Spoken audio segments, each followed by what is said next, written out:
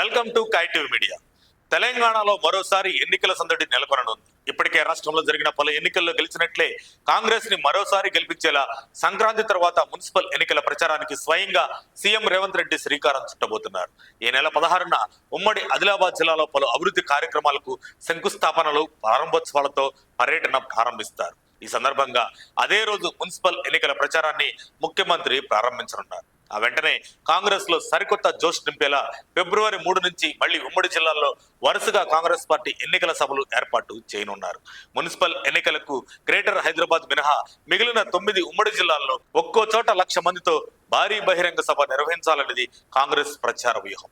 ఈ సభలను విజయవంతం చేయడానికి ఒక్కో లోక్సభ నియోజకవర్గం లేదా ఒక ఉమ్మడి జిల్లా పర్యవేక్షణ బాధ్యతలను ఒక్కో మంత్రికి అప్పగించాలని సీఎం ఇప్పటికే సూచించారు. మరోవైపు ఇప్పటికే వరుస ఓటములను చవిచూస్తున్న బీఆర్ఎస్ త్వరలో జరగనున్న జీహెచ్ఎంసీ ఎన్నికల్లో బీఆర్ఎస్ అభ్యర్థులు ఘన విజయం సాధించడం ఖాయమని గ్రేటర్ మేయర్ పీఠం బీఆర్ఎస్ దినని మాజీ మంత్రి ఎమ్మెల్యే సబితారెడ్డి ధీమా వ్యక్తం చేశారు.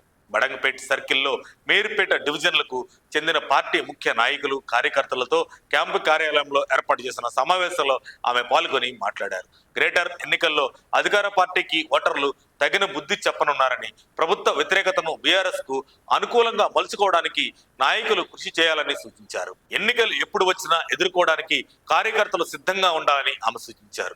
రాబోయే మున్సిపల్ ఎన్నికల్లో కాంగ్రెస్ జైత్రయాత్ర కొనసాగుతుందని టీపీసీసీ మహేష్ కుమార్ గౌడ్ ధీమా వ్యక్తం చేశారు. క్షేత్రస్థాయిలో పార్టీ బలోపేతంపై దిశానిర్దేశం చేశారు. మున్సిపల్ ఎన్నికల్లో అభ్యర్థుల ఎంపిక పారదర్శకంగా ఉంటుందని మహేష్ కుమార్ గౌడ్ స్పష్టం చేశారు. సర్వే నివేదికల ఆధారంగా గెలుపు గుర్రాలకే బీఫామ్లు ఇస్తామని వెల్లడించారు. ఇటీవల జరిగిన పంచాయతీ ఎన్నికల్లో అత్యధిక సర్పంచ్ స్థానాలను కాంగ్రెస్ గెలుచుకుందని, అదే ఊపు మున్సిపల్ ఎన్నికల్లోనూ కనిపిస్తుందని ధీమా వ్యక్తం చేశారు. సంక్షేమ పథకాలే మాకు శ్రీరామ రక్ష. రాష్ట్రంలో కాంగ్రెస్ ప్రభుత్వం అమలు చేస్తున్న అభివృద్ధి సంక్షేమ పథకాలు ఓట్ల రూపంలో మారుతాయని ఆయన పేర్కొన్నారు.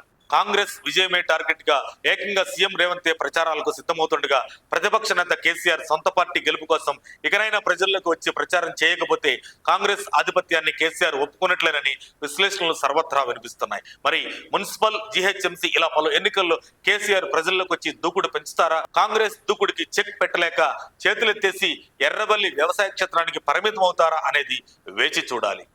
మరిన్ని అప్డేట్స్ కోసం మా కాయ్ టీవీని సబ్స్క్రైబ్ చేసుకోండి.